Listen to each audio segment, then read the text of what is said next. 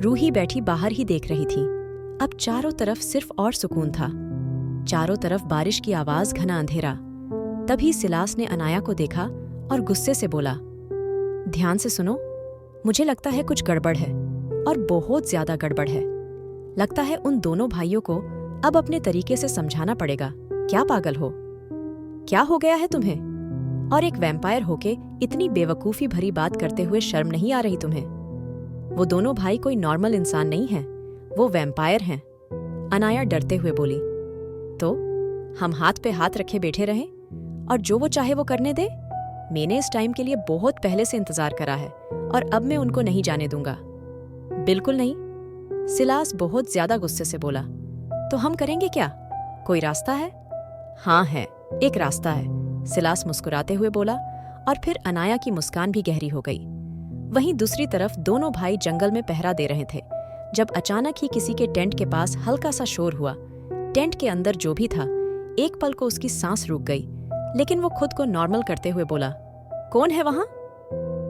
उस लड़के की आवाज पे एक बहुत सॉफ्ट सी आवाज आई जो किसी लड़की की थी। वो लड़की मुस्कुराते हुए बोली, hey I am really sorry, disturb करने के लिए माफी चाहती हूँ, लेकिन प्लीज मुझे भी अंदर ले लो, मुझे डर लग रहा है, मैं नहीं रह सकती। ऐसे प्लीज, मुझे कोई भी अपने टेंट में नहीं ले रहा। देखो बाहर बहुत बारिश और सर्दी है और ठंड के मारे में मर जाऊंगी, प्लीज। ये लड़की कोई और नहीं अनाया थी। अंदर से वो लड़का हल्की रोशनी की लालटेन लेके बाहर आते हुए बोला, क्या हुआ है? कौन हो तुम? लेकिन फिर रोशनी में अनाया का चेहरा नजर आया और अनाया मुस्कुराते हुए बोली, thank you so much, please जल्दी से अंदर चलो क्योंकि यहाँ मुझे बहुत डर लग रहा है। सच्ची? हाँ हाँ, शनाया आ जाओ। वो लड़का बिना जाने अपनी मौत को अंदर ले आया था और फिर वही हुआ जिसका डर था। अनाया ने उस लड़के को बुरी तरह मार दिया था। थोड़ी ही देर में अनाया और सिलास का प्लेन काम करने लगा था।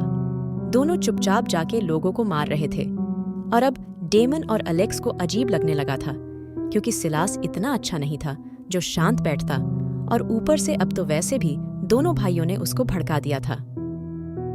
सुन डेमन, मुझे कुछ सही नहीं लग रहा, मैं एक बार चेक करके आता हूँ क्योंकि सिलास इतनी शांति से नहीं बैठेगा।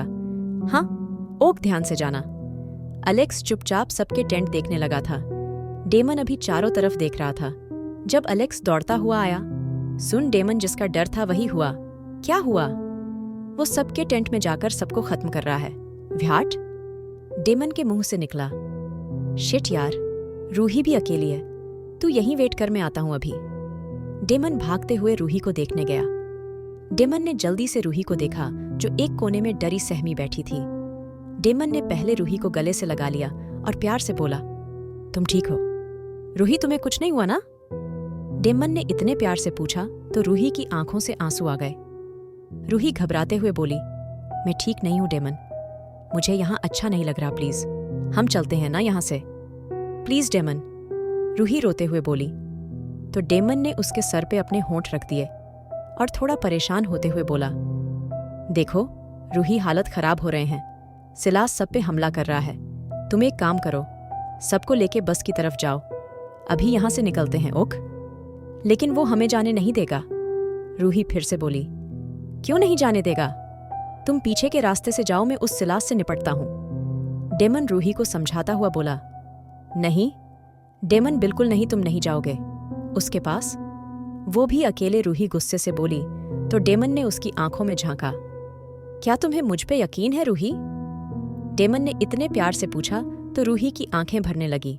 हाँ, पर मैं तुम्हें खोना नहीं चाहती। रूही आंखों में आंसू लेके बोली, रूही मेरी बात ध्यान से सुनो, डेमन हमेशा तुम्हारे साथ है और मैं तुम्हें छोड़ के कहीं नहीं जाऊंगा। बस सोचो, आज सिलास नाम का चैप्टर खत्म और उस सिलास का आज आखिरी दिन होगा और आज बुराई का अंत होगा। तुम जाओ, सबको लेके बस की तरफ पहुंचो। रूही ने डेमन के होंठों पे होंठ रखे और जल्दी से टेंट की तरफ भागी। डेमन की नीली आंखों में भी आग दहक रही थी। रूही बाहर भागी और धीरे धीरे सबकी टेंट की तरफ जाने लगी। लेकिन तभी अचानक पता नहीं कहां से उसके सामने अनाया आ गई। अनाया गुस्से से बोली, ओहो क्वीन, कहाँ जा रही हो? वैसे वो भी इतनी जल्दी में? रूही को नहीं पता था ये अनाया नहीं, एक वैम्पायर है, इसलिए रूही धीरे से बोली, सुनो एक काम करो, जल्दी से सबको बस की तरफ भेजो और तुम भी आ जाओ। इस जंगल में बहुत ज्यादा खतरा है और मैं नहीं चाहती किसी को नुकसान हो। चलो प्लीज, मेरे साथ आओ तुम भी। ओहो मिस क्वीन, ऐसी भी क्या जल्दी? रूही को सामने खड़ी लड़की की बात कुछ सही नहीं लग रही थी, इसलिए रूही थोड़ा गुस्से से बोली, शनाया होश में आओ, क्या बकवास कर रही हो? तुम जानती हो यहाँ कितना खतरा है? खतरा रियली? मिस रूही, सबसे बड़ा खतरा तो मैं हूं, मुझसे कैसे बचोगी? जैसे ही शनाया ने यह कहा तभी रूही को एहसास होने में 1 मिनट नहीं लगा। रूही ने अनाया का गला पकड़ा और गुस्से से बोली, तो तू है वो जो पीठ में खंजर घोंप रही है? तेरी हिम्मत कैसे हुई स्टूडेंट को मारने की? देख अब, रूही की बात उसके मुंह में ही थी जब अनाया ने एक जोरदार धक्का रूही को दिया और रूही का सर पेड़ में जा लगा। रूही के सर से खून आने लगा, जिससे अनाया पागल सी हो गई, लेकिन फिर थोड़ी ही देर में रूही के पास आके उसको खून को देखने लगी। लेकिन इससे पहले अनाया कुछ करती, तभी रूही ने उसका सर पकड़ के पेड़ पे दे मारा और रूही के नुकीले दांत उसके गले में घुस गए। थोड़ी ही देर में रूही ने अनाया को खत्म कर दिया था। अब रूही जल्दी से सब स्टूडेंट्स के पास गई। रूही के कहने पे सब बस की तरफ जाने लगे थे। रूही सबको बस की तरफ लेके जा रही थी और वहीं दूसरी तरफ डेमन सिलास को ढूंढने में लगा था। सिलास का मिलना अब आसान नहीं था और अब सिलास जरूर कुछ बड़ा गेम खेलने वाला था। क्या डेमन पकड़ पाएगा सिलास को, या फिर कोई खेल खेलेगा सिलास? डेमन सिलास को ढूंढने में लगा था। रूही ने पहले तो डेमन का इंतजार करा, लेकिन जब डेमन नहीं आया तब रूही डेमन को ढूंढने जाने लगी। चारों तरफ एक अजीब सी शांति पसरी हुई थी। ये खामोशी रूही को काट रही थी। हमेशा हल्की सी बारिश से ही रूही डर जाया करती थी। उसकी माँ जानती थी रूही बारिश से डरती है, इसलिए वो रूही को बारिश में कभी अकेला नहीं रहने देती थी। लेकिन आज उसको सब चीजों को सामना अकेले करना पड़ रहा था। सिम्मी भी काफी हद तक रूही के साथ सही हो गई थी। जब काफी देर तक भी डेमन नहीं आया, रूही सबको देखते हुए बोली, आप सब मेरी बात प्लीज ध्यान से सुनिए, मैं अभी बाहर जा रही हूँ। मैं बिल्कुल ठीक हूँ, मुझे कुछ नहीं होगा, लेकिन मैं आप सबको कुछ सच्चाई बताना चाहती हूँ, और वो है मिस्टर सिलास कोई टीचर नहीं है, बल्कि वो यहाँ हमें मारने के इरादे से आए थे। और दूसरी ओर सबसे बड़ी बात जिसको आप सब शनाया समझ रहे हैं, वो शनाया नहीं अनाया है, और अनाया मर चुकी है। वो एक वैम्पायर थी, लेकिन शायद डेमन ने अनाया को खत्म कर दिया, इसलिए अनाया अब यहाँ नहीं है। रूही जानबूझ के झूठ बोली, क्योंकि अभी रूही सच बताना नहीं चाहती थी। रूही ने फिर से बाहर घने अंधेरे को देखा और धीरे से बोली, देखिए, आप सब यहीं रुकिए, मैं अभी आती हूँ, मुझे कुछ नहीं होगा, आप परेशान मत होना। रूही को जाता देख अचानक ही सिम्मी ने उसका हाथ पकड़ लिया। नहीं, तू कहीं नहीं जाएगी। अचानक ही सिम्मी के कहने पे रूही ने चौंक के सिम्मी को देखा, लेकिन फिर अगले पल खुद को संभालते हुए बोली, सिम्मी, अब मैं तुझसे कोई बहस नहीं कर रही हूँ, इसलिए प्लीज सिम्मी, अपनी दोस्त की बात भी नहीं सुनेगी? सिम्मी ने आंखों में आंसू भर के कहा तो रूही एकदम पलटी। सिम्मी की आंखों में बेतहाशा प्यार था, जो कि रूही को नजर आ रहा था। रूही सिम्मी के हाथ पे अपने मुलायम हाथ रखते हुए बोली, सिम्मी, मुझे कुछ नहीं होगा, मैं वादा करती हूँ, लेकिन अभी अगर मैं नहीं गई सबकी जान को खतरा होगा, प्लीज मेरी बात समझने को कोशिश कर। रूही ने प्यार से सिम्मी को समझाया, लेकिन सिम्मी मान ही कहाँ रही थी। आखिरकार सिम्मी खुद को नॉर्मल करते हुए बोली, ठीक है रूही, पर प्लीज अपना ध्यान रखना, और अगर तू नहीं आई ना तो याद रखना मैं आ जाऊंगी तेरे पास, तू जल्दी से आना। रूही ने सिम्मी की बात पे उसके हाथ पे हाथ रखा और चुपचाप बस से उतर के घने अंधेरे जंगलों में गुम गई। रूही पागलों की तरह इधर उधर जाके डेमन को ढूंढ रही थी, लेकिन डेमन का कुछ नहीं पता था। अभी रूही इधर उधर देख ही रही थी जब अचानक ही किसी का ठंडा चेहरा उसके कांधे से लगा। रूही एकदम सहम गई, लेकिन अगले ही पल उसको एक अपनेपन का एहसास हुआ और जैसे रूही ने अपनी आंखें कस के बंद कर ली। रूही ने एक हाथ से डेमन का हाथ पकड़ा और उसको देखे बिना बोली, डेमन, मुझे बहुत डर लग रहा है, हम कब जाएंगे यहाँ से? डेमन ने अचानक ही रूही को अपनी तरफ घुमाया और उसके होंठों को अपने होंठों से जोड़ लिया। डेमन रूही को पेशनेट किस कर रहा था, वहीं रूही को भी यही चाहिए था, इसलिए रूही भी शांति से बस उस घने जंगल में डेमन के अंदर खोई हुई थी।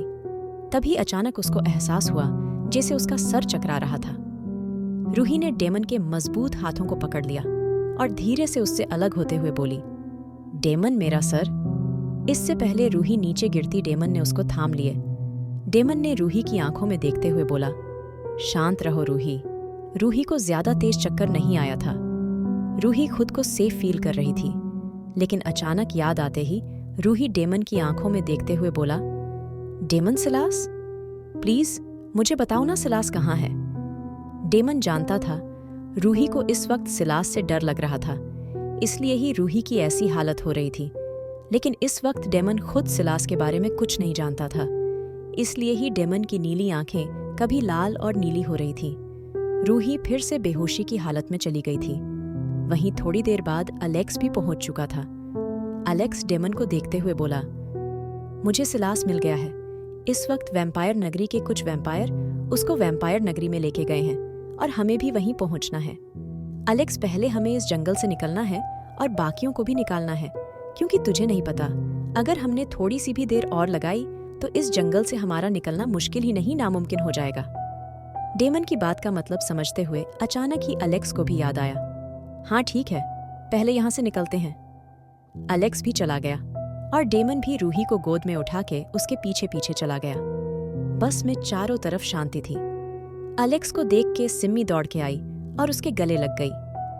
सिम्मी अलेक्स के गले लगी हुई थी जब अचानक ही अलेक्स ने सिम्मी को खुद से दूर करा और सीधा बस की आखिरी सीट पे बैठ गया। वहीं डेमन की बाहों में बेहोश रूही को देख के सब उसकी तरफ बढ़े, लेकिन तभी डेमन सबको पीछे हटाते हुए बोला, शी इट्स फाइन प्लीज, आप फिक्र मत करिए, फिलहाल हमें यहाँ से निकलना होगा। डेमन की बात सुन के सब डर से चारों तरफ देखने लगे। सबने अपने ग्लास विंडो के ब्लाइंड्स डाल लिए थे। अब बस में एक हल्की पीली रोशनी जल रही थी। डेमन रूही को गोद में लिए एक सीट पे बैठा था।